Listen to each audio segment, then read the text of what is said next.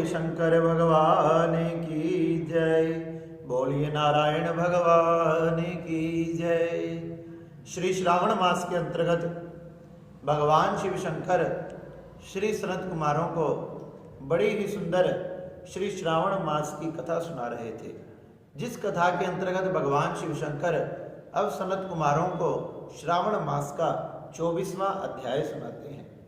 भगवान शंकर श्री सनत कुमारों को कहने लगे कि एक समय की बात है जब द्वापर युग में सारी पृथ्वी पर चारों तरफ पाप ही पाप फैल गया था तथा कंस ने चारों तरफ से धर्म को लुप्त कर दिया था, चारों तरफ से यज्ञ आदि को विध्वंस कर दिया तथा चारों तरफ अपना आतंक फैलाने लगा तो पृथ्वी कांपने लगी।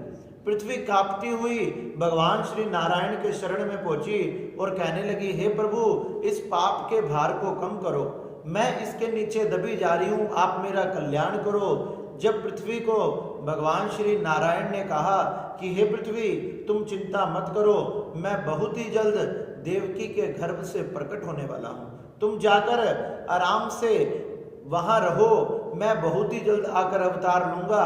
और सभी देवी देवताओं को बताया कि तुम भी जाकर यादव वंश में नाना प्रकार के नामों से प्रकट हो जाओ, मैं यदुकुल में आने वाला हूं। इस प्रकार पृथ्वी माँ भगवान नारायण की आज्ञा मानकर वापस आ गई तथा सभी देवी देवताओं ने यादव वंश में प्रकट हो गए। जब भगवान नारायण ने सुंदर समय आने पर वसुदेव तथा देवकी के गर्भ से प्रकट हुए तथा उन्हें नाना प्रकार से अपना अद्भुत रूप दिखाया। जब भगवान प्रकट हुए तो वसुदेव जी भगवान के कहे अनुसार उन्हें नंद बाबा के यहाँ छोड़ आए और वहां से एक कन्या ले आए। भगवान कृष्ण वहां नाना प्रकार की लीलाएं करते रहे। भगवान के जन्म का बहुत खूब महोत्सव बनाया गया, खूब हाथी घोड़ा बैल लुटाए गए, धन ऐश्वर्य हीरा जवाहरात बांटे गए, खूब खुशियां बनाई गई और हमारे लाला भी धीरे धीरे बड़े होने लगे, नाना प्रकार की लीलाएं करने लगे। कभी राक्षसों का वध करना, कभी माखन का चुराना, कभी गौओं को चुराना। इस प्रकार से वह बड़े होते रहे और जब उन्हें अक्रूर जी लेने आए, अक्रूर जी कर साथ जाकर मथुरा में अपने मामा कंस का उद्धार किया, जिसने चारों तरफ पाप ही पाप फैला रखा था, उसका उद्धार किया। जब सब मथुरावासी बड़े ही प्रसन्न हुए, उनके चरणों में नमस्कार तथा प्रणाम करने लगे, कहने लगे कि हे नारायण, हे कृष्ण, आपका जन्म कब हुआ, हमें तो कुछ पता ही नहीं लगा, आप अपने जन्म के बारे में कुछ बताएं, क्योंकि हम आपका जब जन्म हुआ हम आपका उत्सव बनाना चाहते हैं, आपका व्रत धारण करना चाहते हैं, इसलिए हे कृष्ण हम आपके चरणों में नमस्कार करते हैं, आप कृपा करके बताएं। जब भगवान कृष्ण ने बताया कि किस प्रकार से मेरा जन्म हुआ, किस प्रकार से सारी अद्भुत लीलाएं हुई, ये सब जानकर नगरवासी बड़े ही प्रसन्न हुए। इसलिए भगवान कृष्ण के जन्म का जो व्रत रखता है, जन्माष्टमी को जो व्रत करता है, उसका बड़ा कल्याण होता है, भगवान उस पर बड़े प्रसन्न होते हैं। भगवान शंकर इसी से जुड़ी हुई एक प्राचीन कथा सुनाने लगे, कहने लगे, एक समय प्राचीन समय की बात है, अंग देश के राजा हुए। अंग देश के राजा का नाम मित्रजित था तथा उनके पुत्र का नाम महासेन था। वो धर्म से अपनी प्रजा का पालन करता तथा सबकी रक्षा करता था। एक समय उसके राज्य में कुछ पाखंडी लोग आ गए। पाखंडी लोग आकर राजा के साथ रहने लगे और राजा भी उन पाखंडियों के साथ रहते रहते पाप में रत हो गया। उसने सभी धर्मों को, सभी पुण्यों को छोड़कर पाप को अपना लिया। अब तो जहां भी धर्म कार्य होता उसको जाकर रोक देता, उसे नष्ट कर देता। इस प्रकार से समय व्यतीत होता रहा और समय व्यतीत होने के साथ साथ उस राजा की आयु पूरी हो गई। जब आयु उसकी पूरी हुई तो यमदूत उसे पीटते पीटते नरक के द्वार पर ले गए और भयंकर नरक में उसे धकेल दिया गया।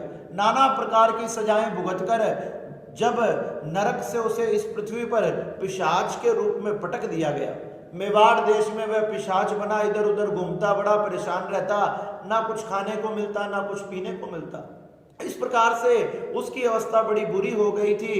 एक बार क्या हुआ, वहां से एक वैश्य जा रहा था, उसने हवा की गति के साथ उस वैश्य के शरीर में प्रवेश कर लिया और वैश्य के शरीर में प्रवेश करके क्या किया, वो वैश्य के अंदर घुस गया। भगवान की माया से वो वैश्य मथुरा नगरी की तरफ जा रहा था। उस वेश्य के अंदर जो वो पिशाच बैठा था वो भी उसकी तरफ मथुरा नगरी जाने लगा। जब मथुरा नगरी पहुंच गए तो मथुरा के रक्षकों ने क्या किया, देखा कि इस वैश्य के अंदर तो पिशाच घुसा हुआ है। उन्होंने भगवान नारायण का नाम लेकर उसकी देह से उस पिशाच को निकालकर फेंक दिया। वो पिशाच इधर उधर जंगल में भटकने लगा। भटकते भटकते उसे भगवान श्री नारायण के भक्तों के तथा संत महात्माओं के कुछ आश्रम दिखाई दिए गए। उन आश्रमों के निकट पहुंचा। जैसे उस आश्रमों के निकट पहुंचा, भगवान की प्रेरणा से, भगवान के योग से उस दिन जन्माष्टमी का पर्व था। संत महात्मा भगवान का उत्सव बना रहे थे। बड़ी धूमधाम से ढोल नगाड़े बज रहे थे, शहनाइयां बज रही थी, बाजे बज रहे थे तथा नाना प्रकार के नाम संकीर्तन कीर्तन आदि हो रहे थे। वह पिशाच आश्रम के बाहर पड़ा उन जन्माष्टमी के दिन पर उन कीर्तनों को, नामों को अपने कानों से सुनता रहा तथा सुनने मात्र से उसके जन्म जन्मांतर के पाप नष्ट हो गए। जैसे उसके पाप नष्ट हुए, जन्माष्टमी का व्रत पूरा हुआ, नारायण भगवान प्रसन्न हो गए तथा नारायण भगवान जैसे उसका व्रत पूरा हुआ, उसके सामने सुंदर विमान लेकर प्रकट हो गए।